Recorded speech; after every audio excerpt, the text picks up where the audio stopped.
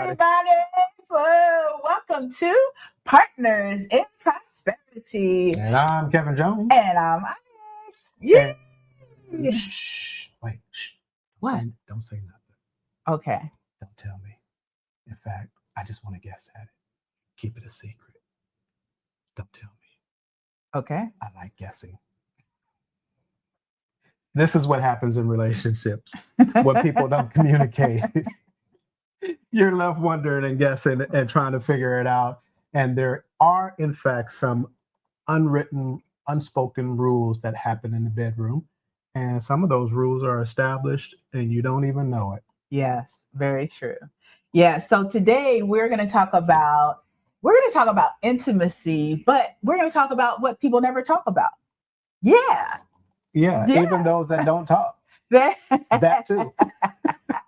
We're going to help you find your voice. All right. So we're going to hit some topics that hopefully will help you increase your communication with your special loved one.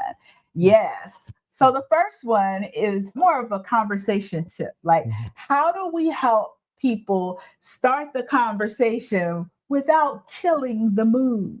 Oh, yeah. People shut down when you come too hard and too strong, too bold, too in your face. Yes. Yeah, that can shut some things down. That can kill the mood.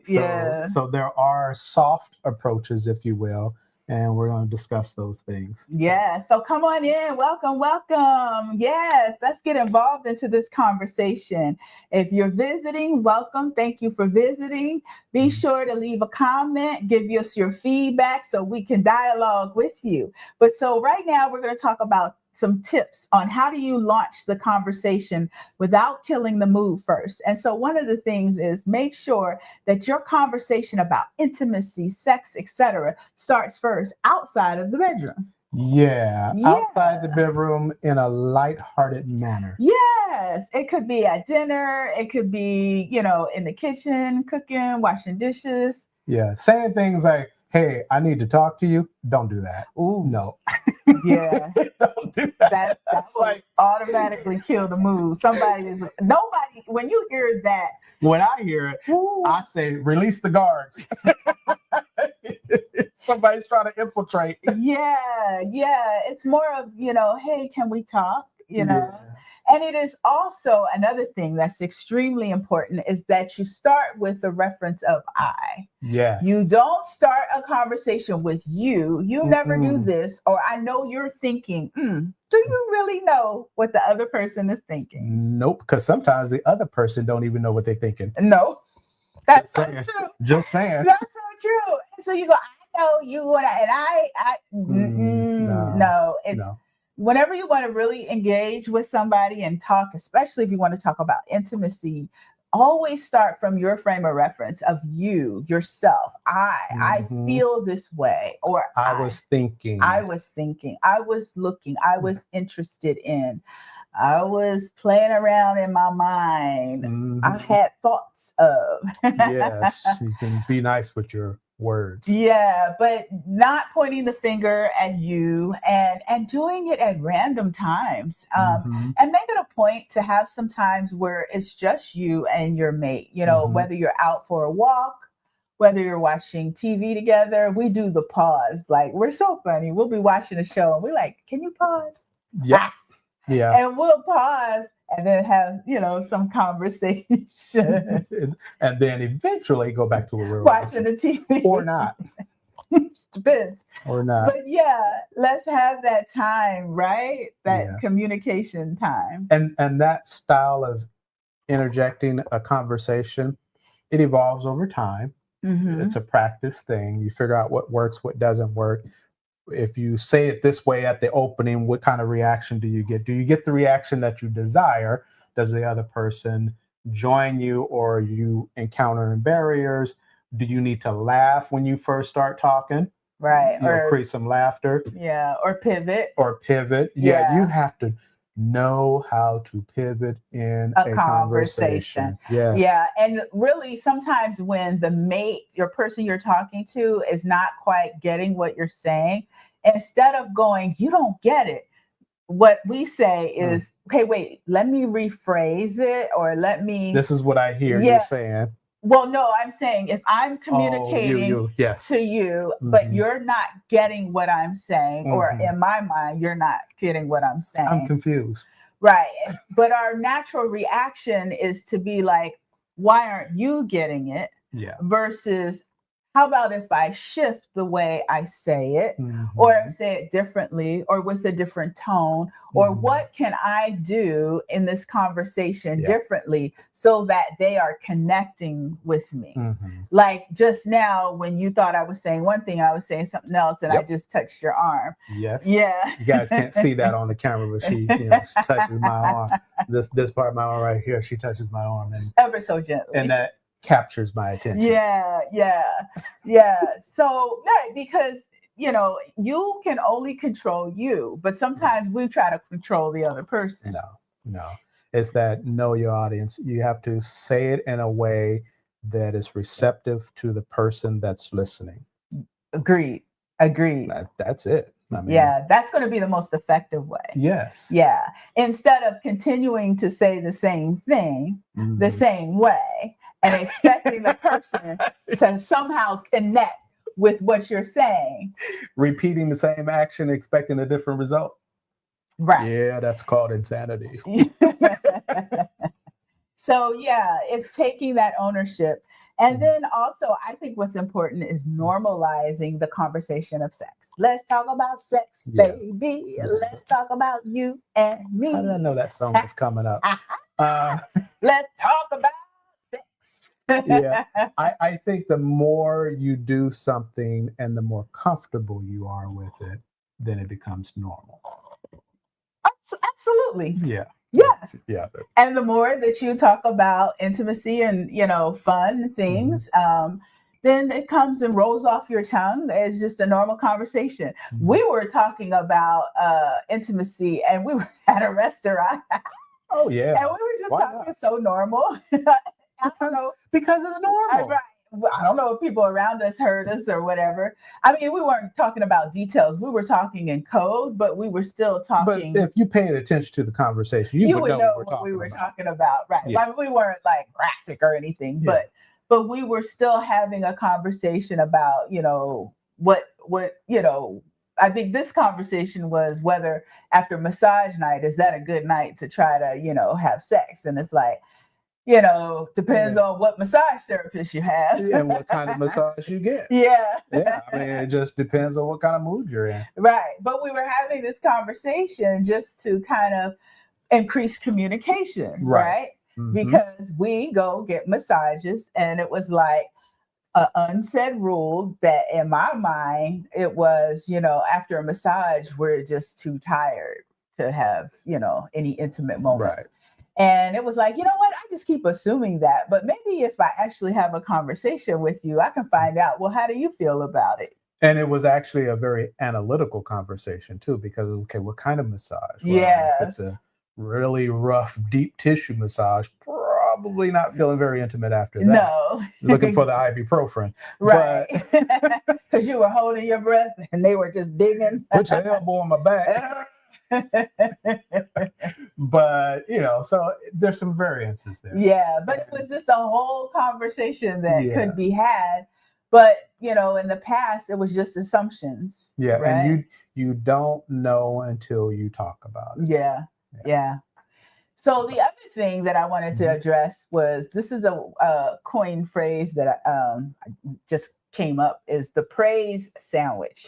Oh yeah, that and you talking about sex and you mentioned sandwich. I don't know. That's just we're not talking about that kind of sandwich. Disrupts my attention span. Maybe that's a good thing.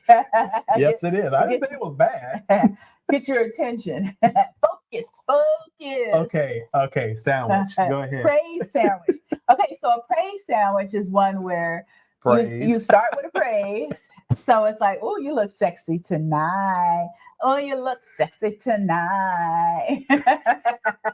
But it starts with a praise, right? Yes. And then you might end it in the middle of the sandwich is that desire. What I want to do to you, or let's go to bed early tonight. Right.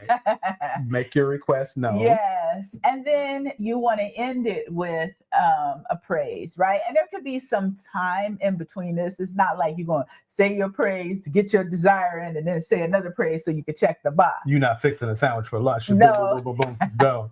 Go. See you later. Bye. Yeah, this is kind of like one of those sandwiches that can last for the whole day. Okay. Yes. Right. Because praise, that's that thing where you're acknowledging something beautiful and pleasant about the other person. Right. And then, the desire is letting your desires be known. Why do we keep it a secret? Or why do we hope the other person knows what our desires are? I say people in Western society, sex is so taboo. You're not supposed to talk about, like when you're at a restaurant, you're not supposed to talk about sex. That's what the hell is wrong with you? Yeah. Don't you see other people around? Yeah, other people that are human beings. So true. I mean, what the hell? Yeah, and I will say I grew up more under that, mindset, and I've gradually been liberated. Yeah.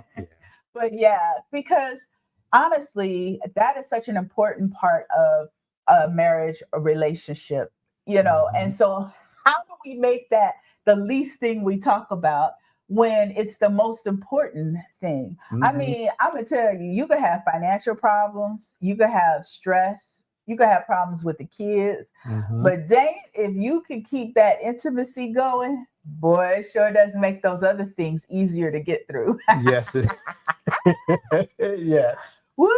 Yeah, so let's go have our own private conversation about this topic. If you can have that glow in the morning, then, it makes it easier to address the other challenges of a relationship. Yeah, absolutely. I personally welcome now those open conversations.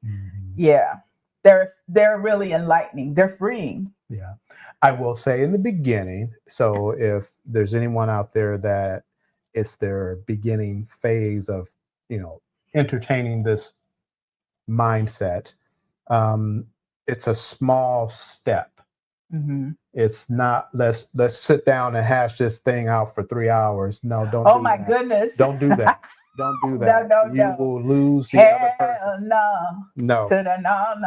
No. There's your song. Do not. No, you have to take little steps and little pieces and fragments. And anything can become normal when you do it in phases and you take steps to implement it over time. Yeah. And it's important that both people are aware that, hey, this is a new thing that we're doing. Don't bamboozle and try to trick somebody because it might backfire on you. So if you're upfront, communication, you're upfront about it. Hey, you know what? I think we should have more conversations about sex and intimacy. And the objective is to create more of a connection, more of a intimate relationship, not just so that you could scorecard it and say, instead of once a week, now we're getting it in 3 times a week. And that was my objective. You may have that as a goal, but it can't be the goal, right? The goal is really strengthening that bond through intimacy. Yeah. Taking your key and marking it on the headboard. That's one for the week. No. We're not trying to do that. All right. Sitting by the side of bed doing calisthenics and stretches. You ready for number 2, girl? Now you talk about shutting somebody down. That'll shut. Look at here. We're about to close this week out. We got another session to make up. You ready? Yeah. No. Yeah. And don't assume because the other person has not articulated that they're upset by a comment that may have been made or upset by a gesture. Silent but deadly. Yes, that silence is not a good thing. Yes. And don't think, well, she ain't fussing, so... She ain't fussing, but she's festering. Right. So that infamous, I'm fine. Yeah, no.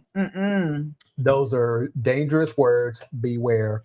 Yeah. I'm fine. Typically, if somebody says, I'm fine, they're not fine. No, they're not. No, they're not. Yeah. So that requires, okay, hold up. Wait a minute. Let's have a deeper conversation.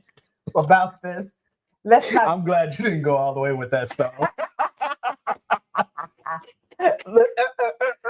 Yeah, no. Different channel.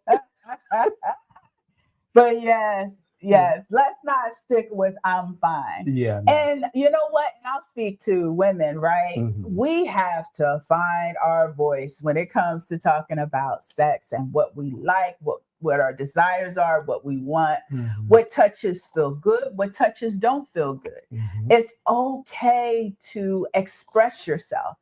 Don't shut down. Right. Yeah, shutting down doesn't feel good, right? Not to you. You know it don't feel good to you. So why would you think it feels good to the other person? But sometimes I think we feel that that's our form of communication, Mm-hmm. and it's not. It's not a good form of Mm-hmm. communication at all. Yeah. Yeah. So you guys tell us, those that are out there watching, tell us what are some things that you can get silent on that you know you need to speak up about. Mm-hmm. Yes. I had a flash thought. The flip side to what you were just saying about, women's minds and how you women think. Yes. We women. Yes, because that's not me. But I got the flip side to that is an expression popped in my head that I don't use, but I hear it often, is happy wife, happy life. Yes. I think that's a beautiful expression. I unequivocally do not agree with that statement. But you do agree with it. I agree with you being happy. Yes. I agree so that's the statement. Happy wife, agree happy with life. you having a happy life when you are happy. But there are some instances where I see men take a back seat to their preferences and their needs and their wants and be in a space of whatever she wants, I'm cool with that, regardless of what I want. Okay, but I've seen that. So any statement can be taken to the extreme. Oh, absolutely. But if you're imbalanced, that statement is amazing. Mm-hmm. And here's why. If your wife is not happy mm-hmm. and you're connected with them, mm-hmm. how can you make yourself happy? Oh, you can't. Yeah, if you're connected, right? Happiness comes from within. Right. It does. There's the base. And I think the part about this statement, and this is how I interpret it, is men have this capacity of creating happiness within themselves. They just naturally do. Men will do what they need to do to find happiness. Yes. But man, if your wife is happy too, yes, then all is well. Yes. Because she happy and you already know how to make yourself happy. But I agree. If a man is in a situation where they are sacrificing life and soul, and I have seen that. Life and soul. Yeah. To make their wife happy, and their wife just never seems to be happy. And that's the flip to that, is because the necessity of the extra effort, to make the other person happy. That necessity is derived from the other person lacking the capacity to be right. Happy. But see, you're assuming then that statement means I have to make my wife happy. And that's not really what the statement says. Oh, I know that. It just says happy wife. I know. But what I'm referring to is there are some men, not all, and it's not applicable. Not you for sure. Certainly not. I'm referring to, I'm addressing this to, there are some men that have took the translation of that statement and placed it in the wrong space. And to where they feel like, in order for my wife to be happy, I have to negate from my own desires. And there's a fine art in that space. But that's a different statement, though. Because I know that. The statement is only happy wife, happy life. So if you're not happy and you don't have a happy life, then that statement really wouldn't apply in that scenario. I agree. Okay. I agree. Can you tell that I'm a fan of the statement? Yeah. And you know what? In the context of you being happy, 100% agree. Yes. And you being happy, because the statement is that we're both happy. Yes. Yeah. That's the true essence of that statement. Yeah. That's why I'm a fan of the statement. And that's a wonderful thing, because her happiness is critically important to me. Yeah, that's true. Yeah. Now, all seriousness, we're giving each other a hard time back and Yeah. forth about this statement, but the reality is this. Yeah, if either one of us aren't happy and we're out of we balance, need to pause. it And, pulls the hey, relationship. yeah, It really does. yeah, it really does. And Yeah. when you are connected with someone um, on a very intimate, physical, spiritual, mental space, a shift or an imbalance from one person is going to show up in the other person. It certainly will. It is. Yeah. And I actually intentionally sometimes have to adjust my mood, especially like coming off of, if I've been at work or I'm around other folks and there's a different energy that's out there, or you with, if I have a particular client that and the energy, their energy is contrast different to my energy or yours when I have to interact with them, I have to intentionally clear myself. Yeah, because that's what we owe to each other is Absolutely. That we bring, I'm not bringing you some bullshit because it belongs to somebody else. Right. Well, that's what it is. I'm with you on that. Yeah. You can call it BS. You can call it bullshit. You can call it, what's the other term that came to my mind? Bias, whatever. I don't know. Okay. Just don't bring it. Dang it. Bias simulations. I don't know. What was that, an AI generated term? No, that was just out of my own noggin. That's the AI coming out. I think if anybody watches one or two videos, they'll know I just random. Just say it. I call it BS. I call it bullshit. That's right. Yeah. Which, by the way, quick commercial. We have this power guide in the description that you want to check out, where we took some of that bias, that brain, put it into this cool guide. It's free. It's in the link in the description. Any of our videos, the link should be there. And if you just click on it, you can download this guide. And it's really fun. You use it as you have conversation with your significant other. It's a power and certainty guide, right? It helps you be able to be powerful, to speak confident while in your relationship. Yes. So definitely check it out in the video's description. All right, so the commercial was sponsored by Kevin and Onyx Jones, Partners in Prosperity. Partners in Prosperity. All right, get into our topic. Okay.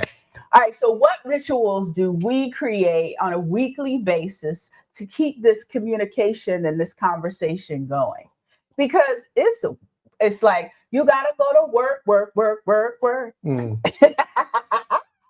It's not always autopilot. No, it's not. There are some things that are autopilot. There are some, right? Some things that are routine, and there are good routines, but they have to be implemented first, and they're done on a repetitive basis, and then it becomes a norm. Yep. So some of our norms are one, date night. Yep. Or date day. Yeah. Sometimes it starts in the morning, throughout the entire day, or it's at a designated time on Saturday at 3 p.m. We're cutting everything and everybody off, and we're coming together and we're shifting into our date night. Yeah. It's amazing how it's not even so much as a routine, it's a commitment that we have to it. Yeah. It truly is a commitment. Like everything gets shut down. Yeah. And there's times where we can decide that date night, it will be at home, relax. Yeah. Or we've even done fun videos on date night. I mean, there is a variety of things that we do, but it's a showstopper if, somebody thinks that they're going to try to, occupy our time during that time. No, absolutely not. Oh, you have a crisis that need to be resolved? We'll connect with you tomorrow. Yes. It's just, and you know what? It's funny. Those crises never come up anymore. It's like people know, our kids, whatever, right? They know mom and dad on Saturday night. That's our thing. Right. And that's a commitment. So we hope that you guys can come up with some of those rituals. We also sometimes do walks. We go for walks and talks. We call them walk and talk. Yeah. Yeah. And those we get in at least 1 or 2 a month, I would say. At least, yeah. And those are times where it's just, the two of us walking and no phones, right? Yep. Yeah. No. whatever we have chosen to do over time, we have decided to do that. And you can pick whatever works for you guys. I mean, if you like swimming, you might just go hang out in the pool and talk, right? So you just, whatever is tailored towards you as a couple, you make it work for you and you call it your own. And whatever. And if Wednesday is the best day for that, whatever day it is. Yeah. I know sometimes we even go bike riding. Yes. He likes when I ride in front because I'm such an expert biker. Absolutely. It's important for her. Those curves. It's for safety matters. Yes. Yeah. So I can block traffic behind her, but being behind her while she's riding a bike, that's important. I'm an expert biker. I mean, I'm in the lane. I am dialed in. Sometimes he has a hard time keeping up because I'm so fast. I'm the Oh yeah. That's a problem for me. Anyway, so we'll like go for a bike ride and then we'll go somewhere and get coffee, and ice sit and chat or cream, whatever. Just sit and chat and then ride back home. Yes. But yeah, those are good times. That's when sometimes we talk about your company and the growth of your company. Sometimes we talk about our finances, what we want, dreams, or we have an upcoming vacation. We talk about like right now, I just want to talk about France. Bonjour. Bonjour. Yes. I can't wait to use my French and English Fringlish over in France. And so people can give me dirty looks because I'm going to speak French. I'm anticipating and banking on English being the universal language. No, they speak French in France. Or I'll have an app on my phone. Yes. That's what Samuel said. Samuel said, I'm going to use that app. I said, boy, you had 3 years of French. Why would you need an app? What do you think we're going to France for? Because you had 3 years of French. Yeah. And we're relying on you to be able to communicate with the natives. Yeah. Make an agreement. Stick to it. Yeah. So that's going to be fun. But so talking about the trip, what we're going to do, those kind of things. So much to talk about. What not to talk about. Let's talk about what not to talk about during that time. Those Debbie Downer things, stressful things. Of other people's stress. Which is crazy. No, not other people's stress. Other people's shit. No, you don't need to implement that into your time. Right. But there's such a great propensity for that. I know. And it could be your mama. It could be your daddy. Other people. But it's still other people outside of your marriage. Other people. Yes. And whether you're married, partnership, fling, whatever you want to call it, whatever it is, don't implement other people into it. Not during that time. No. I mean, if you need to discuss something relevant to someone else, and you need to bounce ideas off of each other. We do that all the time. Hey, what do you think about so-and-so reached out to me and they asked me X, Y, Z. And you do that with me quite often. I do. And I'm still unfiltered. Like, nope, we ain't doing that. Nope. Here's how you respond. And I actually give her suggestions on what to say in response to produce the results that you want. Right. But that's outside. That's outside of that special me and time. You special time. Right. Yes. Yeah. That's the other thing that helps improve intimacy is that you do carve out that time where it is just you and your significant other as the highlight of the conversation, not the kids. Oh, are we so tempted to talk about the kids? Yeah. And that's a challenge. So anything that creates stress. Now, if it's something you're celebrating about the kids and that's going to help you guys feel closer, absolutely. But we're talking about the stress or the drama that could possibly going on with other people. Yeah, the mind is an interesting thing. It takes bits and pieces of information and it prioritizes it. Prioritizes it based on importance and value. And if you prioritize your time that you spend together, your mind translates that to the two of you being important. Mm-hmm. If you insert other people's shit into your time, your mind translates that as other people's shit is more important than your time. Mm. So that's real, that's scientific, that's proven. That's what your mind does. What you place your priority on time of expending the time, the brain says that's important, that's the priority, that's more valuable. Mm-hmm. And then when that becomes the priority, if there are challenges up between the two of you, solutions surface. Yes. Answers surface. Yes. More intimacy surfaces. Yes. More greater of a connection surfaces because you've made that a priority. Yeah. Yeah.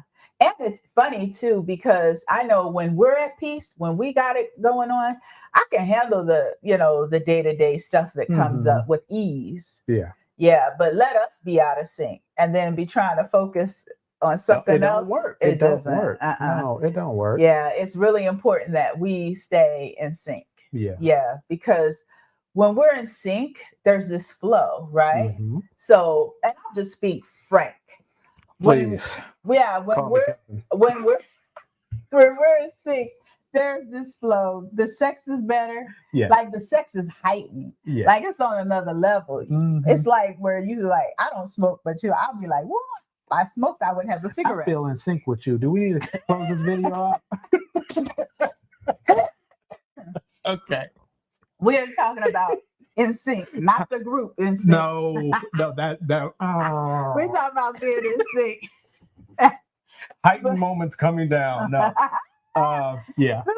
But yes, those special moments become a lot heightened, a lot more heightened than, not saying that, maybe an impromptu moment is not exciting and fun, but I'm just referring to when you're able to cut out the chitter and the chatter and the noise that's outside of the relationship. And when you and your partner are really in sync and you're vibing and you're doing well and you're communicating well and things are flowing, then that relationship, that intimacy, man, it just hits at a different level. It does. Yeah. Yeah. So anyway, that was what we wanted to talk about. Is that me? Yeah, I think we covered everything. Yeah. Oh, the other thing is, especially when it comes to intimacy, if there's a miscommunication, don't be defensive. No. Yeah. Give clarity. Yeah. Shit. I mean, what's your objective? Right. In the end, what's your objective? If your objective is just to make the other person feel bad or be wrong, I mean, that's a whole different conversation. Yeah, that's not going to improve your intimacy. It's not going to improve your happiness. It's not going to improve your joy. Yeah, it's just you have this objective of making the other person feel bad and be wrong, and you're defensive about it, and you're not open to listen and not open to hear. Boy, you talk about shutting it down, and you have to own it. You have to own it. You have shut down the intimacy in your relationship. And only you can then open it back up by letting go of those barriers and those walls. Yeah. Confrontation. When you notice confrontation, you have really got to get things in order. Yeah. Because confrontation leads to more confrontation. And that is what leads to the devastation and demise of a relationship. Yeah. And I will admit that for the very beginning part of our relationship, I was still learning how to effectively communicate with you, because there were some like legitimate things that we needed to address. Absolutely. But I was not mastering initially, because I was used to not being heard. I was used to not being validated. Yeah. And so I was very defensive. Don't try to push it on me and tell me I'm wrong when I know I'm right. That kind of thing. Right. Yeah. And now, I don't mind if I'm wrong, I'm wrong. I need to fix it. But I know now that if I bring something to you, that you're going to receive it with open ears, right? Yeah. Being ready to solve it and come up with a solution. Yeah. Because if you come to me and say, hey, I got this problem, I'm like, where is it at? Right. What can we do? Yeah. Point it out because I'm ready to fix it. Right. But if you come to me and say, hey, you got a problem and we need to talk about it, I'm like, what, me? No. Shut her down. No. Release the guards. Yes. Remember, don't start a conversation with you. Don't do that. Don't do that. I have a thing I'm working with, and I need your help with it. Yeah. Yes. It's the I. Yes. But anyway, this has been really fun. Yeah. Yes. Let's talk about sex, baby. Let's talk about you and me. There's the song. All right, guys. Well, listen, thanks for joining us. Yeah. To the person that I was speaking to earlier today in Marina Del Rey, you know who you are.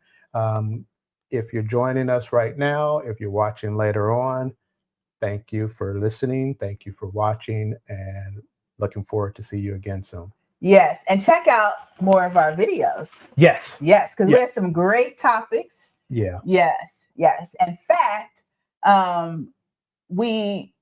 you gotta just check out the playlist. We got a bunch of fun playlists out there, right? Of different topics. So check it out. We're talking about money, finances, intimacy, what happens when one person in a relationship makes more money than the other. Lots of videos out there. So please check them out. Leave comments so we can comment back. Yeah. Comments.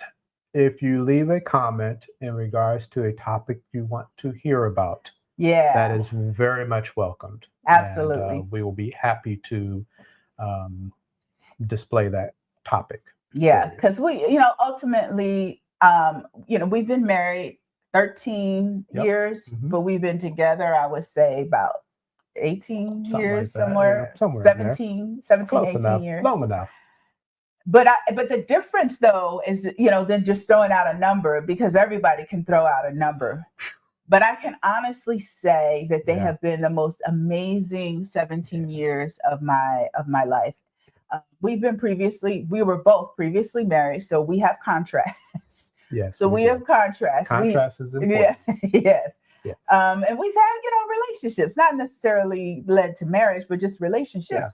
And we've been able to pull the pieces that worked and pieces that didn't. We've been able to cast them aside, and we've had this just amazing run. So if there's trips, if there's trips and tips, both, because trips help.